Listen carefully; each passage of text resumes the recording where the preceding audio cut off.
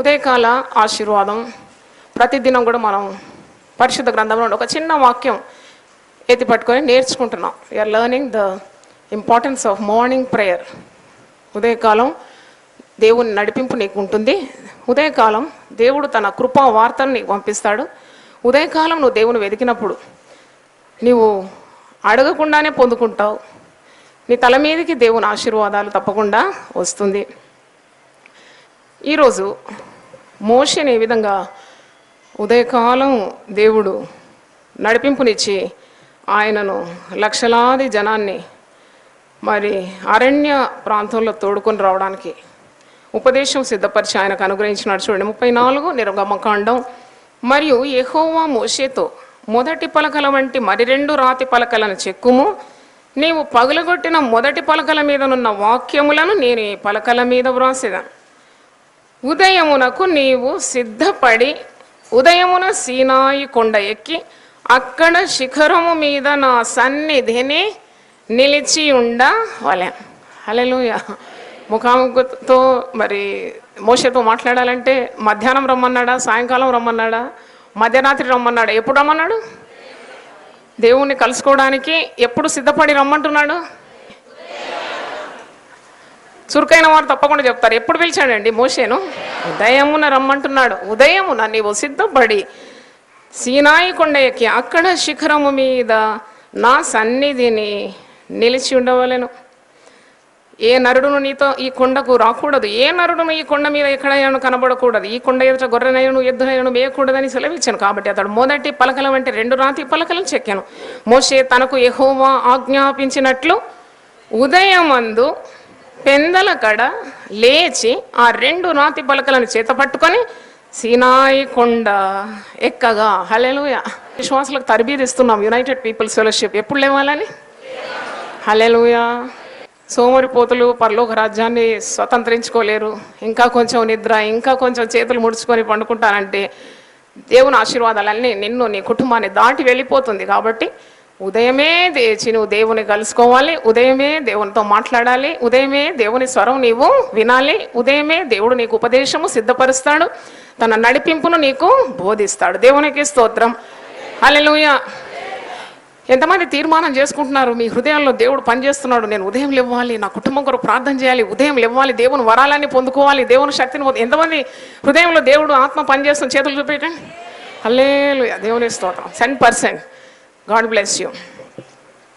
ప్రార్థన. ఈరోజు ప్రార్థన నిర్గమకాండం 33 17వ వచనం. కాగా యెహోవా, నీవు చెప్పిన మాట చొప్పున చేసేదాను, నీ మీద నాకు కటాక్షము కలిగినది, నీ పేరును బట్టి నేను ఎరుగుదనని మోషేతో చెప్పగా, మోషే అంటున్నాడు, దయచేసి నీ మహిమను నాకు చూపుమనగా. హల్లెలూయా. ఇది చిన్న ప్రార్థన, కానీ మనం ప్రతిరోజు చేయాలి ఈ ప్రార్థన. మోషే ప్రార్థన చేస్తున్నాడు, దయచేసి నీ మహిమను నాకు చూపు. ఎంతమందికి దేవుని మహిమ చూడాలని ఉంది? అందరి చూడాలని.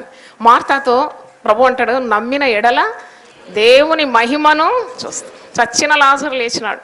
ఎంతమంది మన కుటుంబాల్లో బంధువుల మధ్యలో మృత జీవిస్తున్నారనే పేరు మాత్రం ఉంది, కానీ ఆత్మలో చచ్చిన వారు ఉన్నారు. లాజరును లేపిన దేవుడు తప్పకుండా మనం ఎవరెవరికి అయితే ప్రార్థన చేస్తున్నాం వారి ఆత్మీయ స్థితిగతులు అన్నీ మార్చగలడు. హల్లెలూయా. నువ్వు నమ్మిన ఎడల దేవుని మహిమను చూస్తావు. మోషే ప్రార్థన చేస్తున్నాడు, దయచేసి నీ మహిమను నాకు. చిన్న చిన్న ప్రార్థనలు కానీ చాలా గొప్ప జవాబులు పొందుకున్నారు. ఈ చిన్ని ప్రార్థనలు మీరు మనసులో నాటబడాలని మీకు ఇలాగ తరబీదు నేను ఇస్తున్నాను. దేవునికి స్తోత్రం. Hallelujah. It pleased God to bless us. దేవుడు ఎవరినైతే ఆశీర్వదించడానికి ఇష్టపడతాడో వాడిని ఉదయం లేపుతాడట, తట్టి లేపుతాడంట. లేవు, I want to bless you, నువ్వు లేవు, నా దగ్గర గడుపు సమయం, ప్రార్థన చేయి. అలాగే యూపీఎఫ్ను దేవుడు తట్టి లేపి ఉదయమే ఆయన పాదాల దగ్గర మనల్ని తీసుకొని వస్తున్నాడు. ఎందుకంటే యూపీఎఫ్ను రాబో కాలంలో అత్యధికంగా అభివృద్ధి చేయబోతున్నాడు. దేవుని స్తోత్రం. హల్లెలూయా. ప్రభువా, నీ మహిమను నాకు చూపు. ఈరోజు వాగ్దానం 224వ వాగ్దానం. భూలోకంలోని జనములన్నీ నీ సంతానం వల్ల ఆశీర్వదింపబడు. హల్లెలూయా. మనం ఎంత చిన్నగా ప్రార్థన చేస్తాం, దేవా నా బిడ్డలను ఆశీర్వదించు, దేవా నా పిల్లలను దీవించు, దేవా నా సంతానాన్ని గొప్ప చేయమని ప్రార్థన చేస్తాం. కానీ దేవుడు గొప్ప జవాబిస్తాడు నీ ప్రార్థనలకు, నువ్వు నీ పిల్లల కొరకు ప్రార్థిస్తున్నావు, కానీ నీ పిల్లల ద్వారా భూలోకంలో ఉన్న జనములన్నీ దీవింపబడబోతున్నాయి. దేవునికి స్తోత్రం. అసలు హల్లెలూయా. నీ బిడ్డల కొరకు నువ్వు ప్రార్థిస్తున్నావు, కానీ నీ బిడ్డల ద్వారా భూలోకంలోనే జనములన్నీ దీవింపబడబోతుంది. ఆదికాండము 22:18 ఈ మాట ఉంది. మీరు ఆదికాండంలో అబ్రహామును ఇంతగా దీవించడానికి కారణం ఏంటంటే అబ్రహాము చూపిన విధేయత. ఆయన ఒకే ఒక కుమారుడైన ఇస్సాకును బలి ఇమ్మన్నప్పుడు వెనుకాడకుండా బలి ఇవ్వడానికి సిద్ధపడి మోరియా పర్వతంకు వెళ్తున్నాడు. అక్కడ మరి దేవుడు తన కుమారుని తీసుకోలేదు, దానికి బదులుగా పొట్టేళ్లను దేవుడు సిద్ధపరిచినాడు. అదే సమయంలో అబ్రహాం చూపిన విధేయతకు దేవుడు ఆనందపడి 15 నుండి నేను చదువుతున్నాను. యెహోవా దూత 2వ మారు పరలోకం నుండి అబ్రహామును పిలిచి ఇట్లా, నీవు నీకు ఒక్కడే అయ్యున్న నీ కుమారుని వెనుక తీయక ఈ కార్యము చేసినందున నేను నిన్ను ఆశీర్వదించి ఆకాశ నక్షత్రముల వలెను సముద్ర తీరమందలి ఇసుకవలెను నీ సంతానమును నిశ్చయముగా విస్తరింపజేసేదను. నీ సంతతి వారు తమ శత్రువుల గవిని స్వాధీనపరుచుకుందురు. మరియు నీవు నా మాట వినినందున భూలోకంలోని జనములన్నీ నీ సంతానం వలన ఆశీర్వదించబడును. నా తోడని ప్రమాణము చేసి ఉన్నాను అని యెహోవా సెలవిచ్చినాను. దేవుని స్తోత్రం. When you obey God your children are blessed. ఎక్కడి పోదు ఆశీర్వాదం. నువ్వెప్పుడైతే విధేయుడవై ఉంటావో, దేవుని ఆజ్ఞలకు పాటిస్తావో, తప్పకుండా నీ సంతానాన్ని దేవుడు గొప్ప చేయబోతున్నాడు. దేవునికి స్తోత్రం. నీ సంతానము ఆ కుటుంబం మట్టుకే కాదు, భూజనులందరూ కూడా నీ సంతానం వలన ఆశీర్వదింపబడతారు. ఎందుకంటే దేవుని నియమాల్లో మార్పు లేదు, దేవుని లెక్కలు ఎప్పుడు కూడా తప్పిపోవు, దేవుని సూత్రాలకు మార్పు లేదు, మాటలకు మరి గతింపు లేదు. కాబట్టి తప్పకుండా వాగ్దానము నెరవేరుతుంది. అబ్రహాంకు దేవుడు సెలవిచ్చినాడు, ఆ వాగ్దానం ఈరోజు కూడా నెరవేరింది. ఇంతమంది మరి విశ్వాసంతో వచ్చినారు. అబ్రహాము విశ్వాసులకు తండ్రి, మనము అబ్రహాముకు సంతానం అయిపోయినాము. దేవునికి స్తోత్రం. కనుక ఈ వాగ్దానము పొందుకోవాలి. భూలోకంలోని జనములన్నీ నీ సంతానము మూలమున వారు ఆశీర్వదింపబడతారు. నామము 206 నామం 206. సొమ్మసిల్లిన వారికి బలమిచ్చువాడు. హల్లెలూయా. యెషయా 40:29 ఇది నామము. సొమ్మసిల్లిన వారికి ఆయన బలమిచ్చువాడు. హల్లెలూయా. సమస్యల చేత లేక శరీర రుగ్మతల చేత మరి జీవితంలో క్లిష్టమైన సమస్యలు మరి బాధలు ఎదుర్కొన్నప్పుడు సొమ్మసిల్లిపోతావు, కృంగిపోతావు. దేవుడు వాగ్దానము, దేవుని నామం ఏంటంటే కృంగిన వారిని ఆయన లేవనెత్తాడు, సొమ్మసిల్లిన వారికి ఆయన బలమిస్తాడు, శక్తిహీనులకు ఆయన బలాభివృద్ధి కలగజేస్తాడు. హల్లెలూయా. అందుకే నువ్వు ఉదయం లేస్తున్నావు, దేవుని సన్నిధిలో కూర్చుంటావు. నీ బలం సరిపోదు నీ కుటుంబాన్ని నడిపించడానికి, నీ శక్తి సరిపోదు ఈ జీవితంలో ముందుకు సాగడానికి. That is the reason you are seeking God's help early in the morning. ఉదయమే లేచి దేవుని సన్నిధిలో కూర్చుంటావు, నీ బలహీనతలన్నీ బలంగా మార్చేస్తాడు. దేవునికి స్తోత్రం. సొమ్మసిల్లిపోతున్నావు, తట్టుకోలేకపోతున్నావు బాధలు, దేవుని దగ్గర మొరపెడుతున్నావు.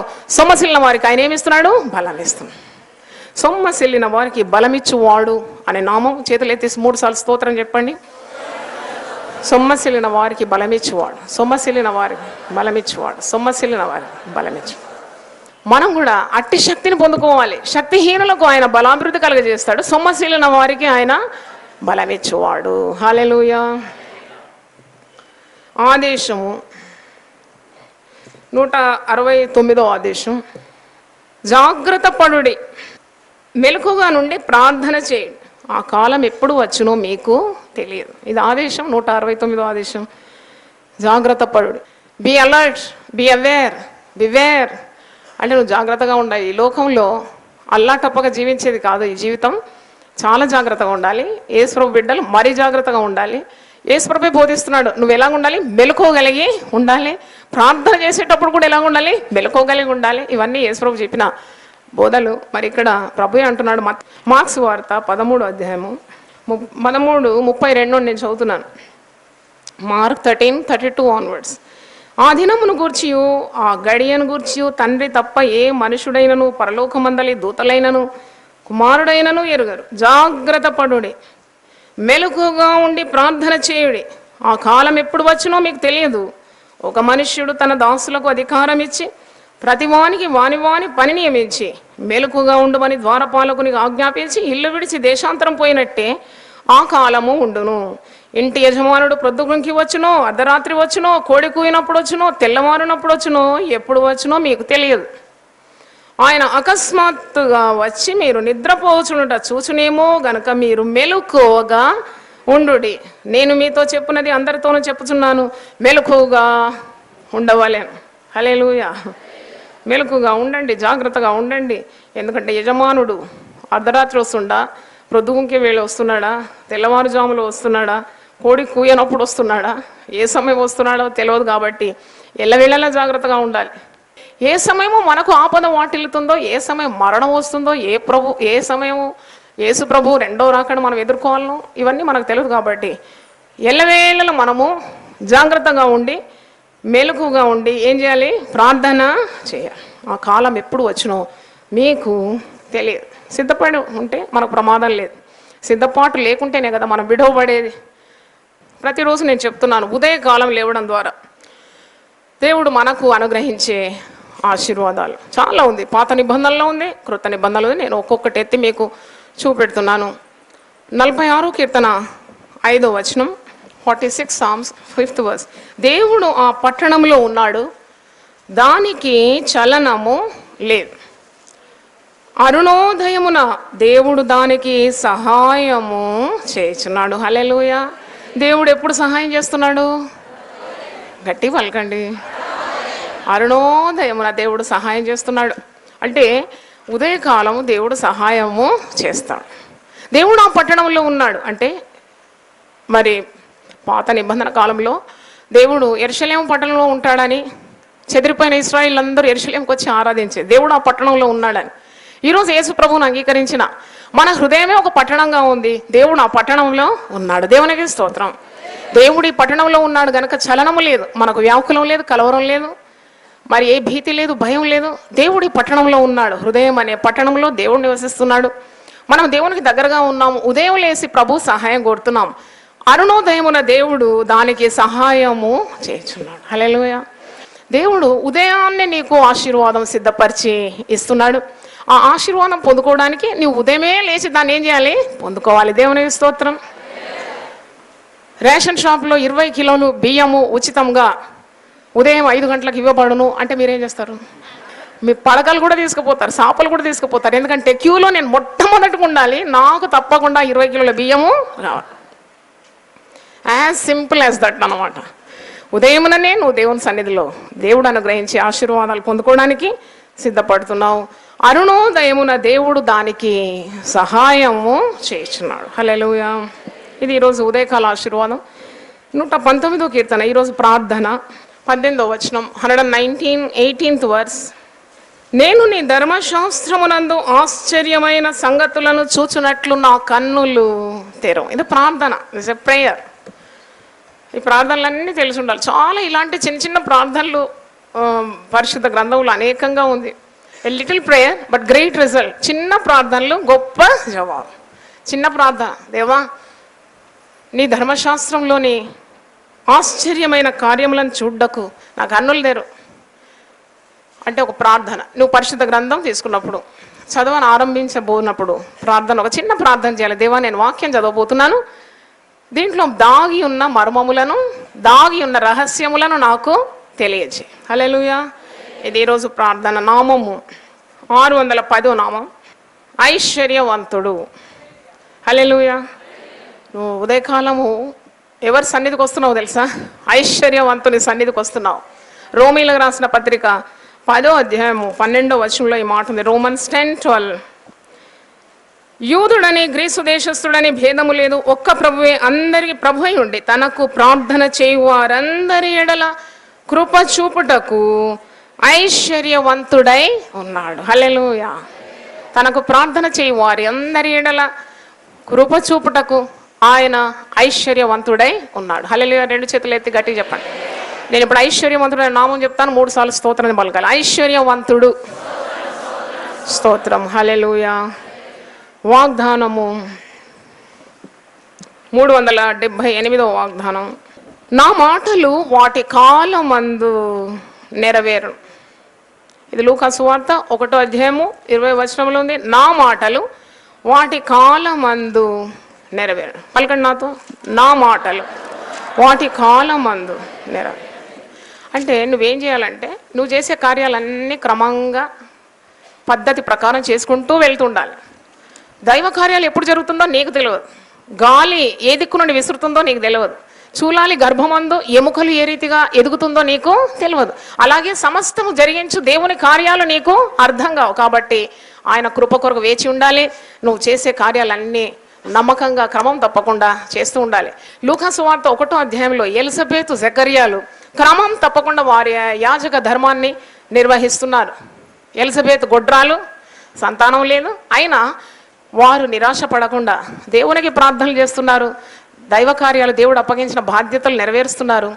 కానీ వారి ముసలితనమందు, ఎందుకంటే ప్రార్థనలు ఎప్పుడు నిరర్ధకము కాదు, ముసలితనమందు దేవుడు వారిని కనికరించి మరి గబ్రియలు దూత వచ్చి ఈ మాట అంటుంది, నా మాటలు వాటికి కాలమందు నెరవేరు. మీరు లూకా సువార్త 1:19 చూడండి. దూత, నేను దేవుని సముఖమందు నిలుచు గబ్రియేలును నీతో మాట్లాడుటకును ఈ సువర్తమానము నీకు తెలుపుటకును పంపబడితిని, మరియు నా మాటలు వాటి కాలమందు నెరవేరు. హల్లెలూయా. నువ్వు నమ్మాలి, దేవుడు నీకు సెలవిచ్చిన మాటలన్నీ కూడా నెరవేరుతుంది. కాబట్టి ఆ నెరవేర్పు కొరకు ఓపికతో నువ్వేం చేయాలి? కనిపెట్టాలి. హల్లెలూయా. నువ్వు నిన్న ప్రార్థన చేసినావు, ఈరోజు నాకు రెడీమేడ్ ఆన్సర్ కావాలంటే కాదు. నేను ఎన్నో సంవత్సరాలు ప్రార్థన చేసినాను, ఇప్పుడు కొన్ని నెరవేర్పులు చూస్తున్నాను.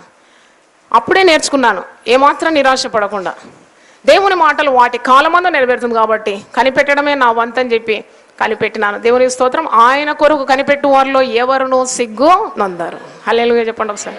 నువ్వు కనిపెట్టాలి. ప్రార్థన చేయడం నీ వంతు, వాక్యం చదవడం నీ వంతు, శిలో ధ్యానాలకు రావడం నీ వంతు, ఉపవాసం ఉండడం నీ వంతు, కార్యం చేయడం ఎవరి వంతు? దేవుని వంతు. హల్లెలూయా. అలాగే ఆదేశం కూడా చూస్తాం. 312వ ఆదేశం, ఎల్లప్పుడూ నువ్వు సంతోషంగా ఉండు. ఇది ఆదేశం, ఇట్స్ అ కమాండ్. మొదటి తెస్సలోని 5:15 ఉంది. మొదటి తెస్సలోని 5:15, 16, 17, 18 ఇలాంటి వచనాల్లో చాలా ఆదేశాలు ఉన్నాయి. నువ్వేం చేయాలి? మేలైన దాన్ని అనుసరించాలి, శ్రేష్టమైనది చేపట్టాలి, ఎల్లప్పుడు కృతజ్ఞతాస్తుతులు చెల్లించాలి. ఇది ఒక ఆదేశం. ఏంటి ఆదేశం? ఎల్లప్పుడు ఎలా ఉండాలి? దేవుని బిడ్డలు సంతోషంగా ఉండాలి. హల్లెలూయా. అంటే అంటారు కదా, సంతోషమే సగం బలం కదా. నేను ఉపవాసం చేస్తున్నాను, ముఖమంతా మార్చుకొని దిగాలుగా లేకుంటే చింతతో ఉండకుండా అన్నీ చేయడానికి శక్తి గల దేవుని సన్నిధిలో నేను వస్తున్నాను. కాబట్టి నేను ఎలా ఉండాలి? సంతోషంగా ఉండాలి, ఎల్లప్పుడూ సంతోషంగా ఉండాలి. పౌలు భక్తుడు చెరసాల్లో ఉన్నాడు, సంఖ్యలలో ఉన్నాడు, ఫిలిప్పీలకు రాస్తున్నాడు. ఫిలిప్పీ 4:4 మీరు ప్రభువునందు ఏం చేయాలి? ఆనందించాలి. మరలా చెప్పుదును, ఆనందించు. శ్రమలున్నా, బాధలున్నా, ఆర్థిక ఇబ్బందులున్నా, రుణ బాధలున్నా, ఆరోగ్య సమస్యలున్నా, కుటుంబంలో అనేకమైన క్లిష్ట పరిస్థితులున్నా ప్రభు బిడ్డలు ఎప్పుడు కూడా ఎలా ఉండాలి? సంతోషం. భక్తిహీనులు ముఖం మార్చుకుంటారట. నువ్వు భక్తిహీను ముఖం చూస్తే మూతి వంకర పెట్టుకుంటాడు, నొసటి మీదంతా కుచ్చులుంటాయి, బాధ, భయము, భీతి, చింత. కానీ విశ్వాసులు, నీతిమంతులు విశ్వాసం చేత ముందుకు సాగుతున్నారు, వారు బ్రతుకుతున్నారు. కాబట్టి ఎల్లవేళలో ఎలా ఉండాలి? సంతోషం. హల్లెలూయా. మరి ఈరోజు ఉదయకాల ఆశీర్వాదం లూకా సువార్త 21:38 వచనం. ప్రజలందరూ ఆయన మాట వినుటకు దేవాలయములో ఆయన యొద్దకు పెందల కడ వచ్చి చూడండి. హల్లెలూయా. యేసు ప్రభు మాట వినడానికి ఎప్పుడు వస్తున్నారు జనాలు? అంటే ఆ యేసు ప్రభు శరీరధారిగా ఉన్న రోజుల్లో మరి ప్రభు యొక్క ప్రశస్తమైన మాటలు వినడానికి ప్రజలందరూ ఆయన యొద్దకు వస్తున్నారు. వారు ఆయన మాట వినుటకు దేవాలయంలో ఆయన యొద్దకు పెందల కడ వచ్చండి. చప్పట్లు కొట్టి దేవుని స్తుతిద్దాం. హల్లెలూయా. పెందల కడనే దేవుని సన్నిధికి రావాలి. నువ్వు ఉదయం లేసే అలవాటు.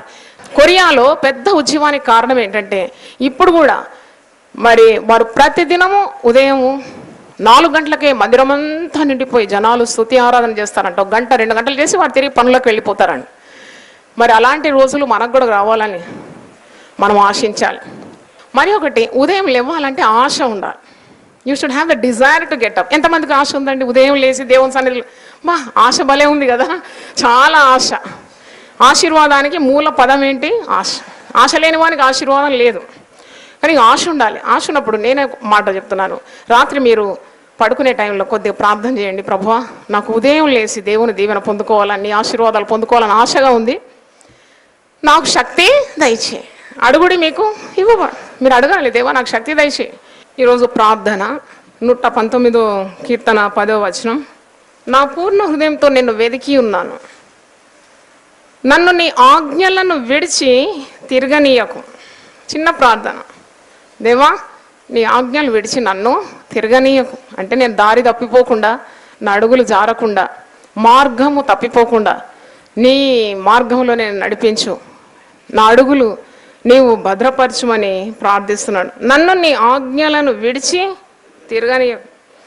ప్రతిదినం ఏదో రీతిలో మనం మరి ఆజ్ఞలను పాటించకుండా అవిధేయత చూపుతున్నాం, అది ఒప్పుకోవాల్సిందే. No one is perfect. కానీ మనం ఎదుగుతున్నాము, ప్రభువులో ఎదుగుతున్నాము, ప్రభు శిరస్సు మట్టుకు ఎదగడానికి మనము ఆశపడుతున్నాం. తప్పకుండా దేవుడు మనకు సహాయం చేస్తాడు. దేవా ఈ పాపం చేయకుండా నన్ను కాపాడు, ఆ అబద్ధాలు ఆడకుండా నన్ను కాపాడు, ఆ వ్యభిచారం నుండి నన్ను తప్పించు, ఈ దొంగతనం నుండి నన్ను తప్పించు, ఈ కాని కార్యం పోకుండా నాకు సహాయం దయచే. కీర్తనకారుడు ప్రార్థిస్తాడు, దురభిమాన పాపంలో పడకుండా నీ సేవకుని ఆపు. హల్లెలూయా. తర్వాత ఈరోజు నామము 61 నామం, సామర్థ్యము కలుగజేయవాడు. పలకండి మాట. చేతులెత్తి స్తోత్రం 3 సార్లు చెప్దాం. సామర్థ్యం కలగజేయవాడు. ఈ నామము ఎత్తిపట్టి ప్రార్థన చేయాలి. నువ్వు ఉద్యోగం చేయాలన్నా నీకు సామర్థ్యం కావాలి. తన పనిలో నిపుణత గలవాన్ని చూస్తేవా వాడు సాధారణ వ్యక్తుల దగ్గర కాదంట, రాజుల ఎదుట నిలబడతాడు. మరి కుటుంబంలో సామర్థ్యం కావాలి, పిల్లల్లో మరి ఇంటి వారిని చక్కబెట్టుకోవడానికి, దేవుని మార్గంలో త్రిప్పడానికి సామర్థ్యం కావాలి. ఒక సేవ చేయాలంటే సామర్థ్యం కావాలి, అన్నిటికీ సామర్థ్యం కావాలి. కానీ సామర్థ్యం అనుగ్రహించేవాడేవాడు దేవుడు. హల్లెలూయా, హల్లెలూయా. ఇది వాగ్దానం 587. దేవుడు ఉత్సాహముగా ఇచ్చువానిని ప్రేమించు. దేవుని కార్యం తప్పకుండా నువ్వు చేయి చెప్పాలి. చాలా కుటుంబాల్లో వారి దశమ భాగము ఇవ్వనందుకు వారి కుటుంబాలు కూలి కుప్పైపోయింది, అప్పుల పాలైపోయినారు, రుణ బాధలతో తట్టుకోలేకుండా అయిపోయినారు. వారు సంపాదించినంత చిల్లు పడిన సంచిలో వేసినట్టు అయిపోయింది. వారి పంటను పురుగు తినేస్తుంది, ఎందుకంటే వారు దేవునికి ఇవ్వడం లేదు. ఇచ్చి నన్ను శోధించమంటున్నాడు. ఇవన్నీ నేను చెప్పే అవసరం లేదు, మీకు తెలుసు. మలాకి 3వ అధ్యాయంలో ఇచ్చేవాడిని దేవుడు ఏ విధంగా ఇస్తాడు, ఆకాశ వాక్యంలో విప్పి పట్ట జలనంతగా తీస్తాడు. ఇచ్చేవారి పంటను పురుగు తినకుండా పంటను తినివేసే పురుగును నేను గర్దిస్తానంట. ఎన్నో వాగ్దానాలు. అంటే ఇక్కడ ఈ వాగ్దానం ఏంటంటే దేవునికి ఇచ్చేవారు ఉత్సాహంగా ఇవ్వాలి. 2 కొరింథీ పత్రిక 9వ అధ్యాయము 6వ వచనం నుండి నేను చదువుతున్నాను. 2 Corinthians 9 chapter 6 onwards. కొంచెముగా విత్తువాడు కొంచెముగా పంట కోయి, సమృద్ధిగా విత్తువాడు సమృద్ధిగా పంట కోయును అని ఈ విషయమై చెప్పవచ్చు. సడుగు కొనకయు బలవంతముగా కాకయు ప్రతి వాడును తన హృదయములో నిశ్చయించుకొనిన ప్రకారము ఇయ్యవలెను. దేవుడు ఉత్సాహంగా ఇచ్చువానిని ప్రేమించు. హల్లెలూయా. దేవునికి ఇచ్చి ఎవ్వరు కూడా తక్కువవారు కారు, ఇవ్వకుండా ఎవరు ఎక్కువవారు కూడా కాలేరు. హల్లెలూయా. కనుక ఉత్సాహంగా దేవునికి ఇవ్వాలి. మరి ఇంకోటి ఆదేశం 199వ ఆదేశం, కమాండ్ 199. నీవు జీవములో ప్రవేశింపగోరేడల ఆజ్ఞలను గైకొను. హల్లెలూయా. ఇదిగో ఒకడు ఆయన యుద్ధ వచ్చి బోధకుడా, నిత్య జీవం పొందుటకు నేను ఏ మంచి కార్యము చేయవల్లని ఆయనను అడిగాను. మరి పరిశుద్ధ గ్రంథం ఎప్పుడు రాసిన, కొన్ని వేల సంవత్సరాల ముందు రాసినారు. అప్పుడే నిత్య జీవం కొరకున్న ఆశ ఉంది ప్రజలకు. ఈ యవనస్తుడు ధనవంతుడు కోరుతున్నాడు, ఏం కావాలని కోరుతున్నాడు? నేను ఇప్పుడు అడుగుతాను, ఎంతమంది నిత్య జీవం కావాలి? అందరికి కావాలి. మనకు తెలిసి ఇది పర్మనెంట్ అడ్రస్ కాదని. తప్పకుండా నువ్వు ఎంత స్థిరంగా ఉండాలని ప్రయత్నించినా వట్టి ఊపిరి వంటి నీవు ఈ లోకాన్ని వదిలి పోవాలి. మనకి ఎప్పుడు పోవాలి? దేవుని సన్నిధికి వెళ్ళాలి. మన ఇల్లు అక్కడ ఉంది, ఆయన మనకొరు భవనాలు నిర్మించినాడు. నిత్య జీవము మనము పొందుకోవడానికి మనం ఆశపడుతున్నాం. నీవు జీవములో ప్రవేశింపగోరిన ఎడల ఆజ్ఞలను గైకొనుమని చెప్పాను. అతడు ఏ ఆజ్ఞలని ఆయన అడగగా యేసుప్రభువు అంటున్నాడు, నరహత్య చేయవద్దు, వ్యభిచరించవద్దు, దొంగిలవద్దు, అబద్ధ సాక్ష్యము పలకవద్దు, తల్లిదండ్రులను సన్మానింపుము, నిన్ను వలె నీ పొరుగు వానిని ప్రేమింపవలను అనునవి అని చెప్పాను. అందుకు ఆ యవనుడు ఇవన్నీ అనుసరించునే ఉన్నాడు.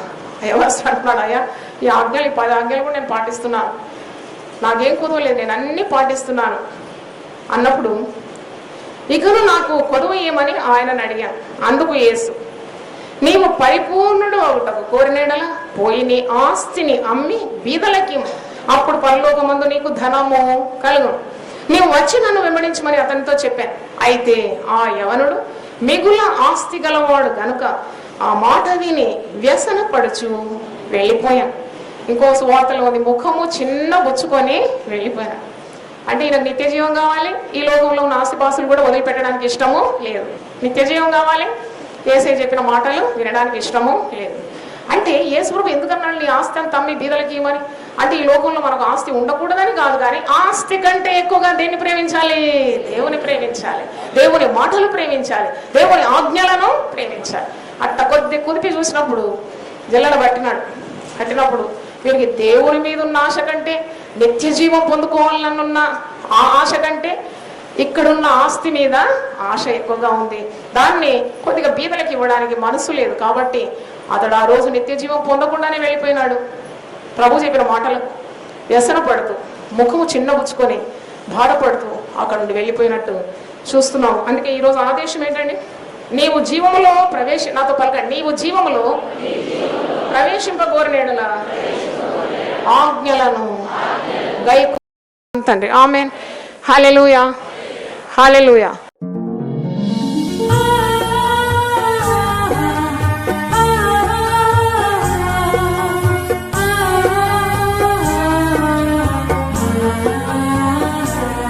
నీ ధనము నీ ఘనము ప్రభు యేసుదే, నీ దశమా భాగము నీయ వెనుదీతువా. నీ ధనము నీ ఘనము ప్రభు యేసుదే, నీ దశమా భాగము నీయ వెనుదీతువా.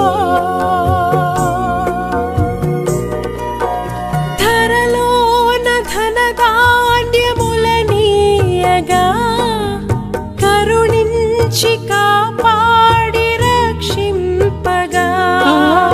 ధరలోన ధనధాన్యములనీయగా కరుణించి కాపాడి రక్షింపగా. పరలోకనాదుండు నీకీయగా మరి యేసు కొరకీయ వెనుదీతువా. పరలోకనాథుండు నీకీయగా మరి యేసు కొరకీయ వెనుదీతువా.